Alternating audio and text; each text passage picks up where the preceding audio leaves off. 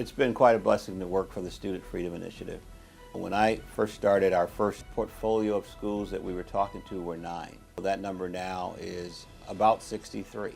It includes mostly HBCUs, but also tribal colleges, universities, and minority-serving institutions. The growth was inevitable because our founder and chairman, Robert F. Smith, made it very clear that anything that we did, we had to do it to scale. So our impact now exceeds 200,000 students.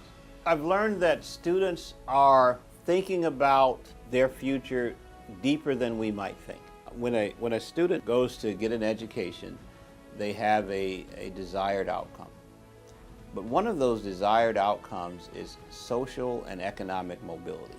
So just saying to default to a loan because that's the loans that their parents may have defaulted to, they're turning away from those choices. Students who are now in grad school who otherwise would not have been able to go, students who have become investors and wealth builders, who got that chance because of the Student Freedom Loan Agreement. That's what we're here for.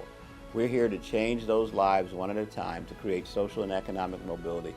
So what's exciting about Student Freedom Initiative is its ability to use ingenuity, creativity, to do things outside of the norm, and at the same time be incredibly responsive to our universities. You're going to see dorms pop up, living spaces pop up outside of the campuses where there were none. And when it happens and you look closer to the books of those schools, no long-term debt.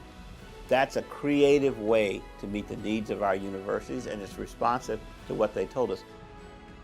I want to make sure I thank Chuck Robbins, the leader of Cisco, as well as Scott McGregor, who leads our particular program, and all of their staffs for the great gift of $150 million, but more importantly, executing and staying with us as we thought through how to help all of our schools both achieve their cybersecurity, their IT infrastructure upgrades, but also many other elements of development. And I have confidence that the things that Student Freedom Initiative provides today will only get better. They're always thinking and they're always listening, and they're not tied to any traditional ways. They're doing what is relevant to students and faculty and members of our HBCUs and minority-serving institutions and tribal colleges and universities.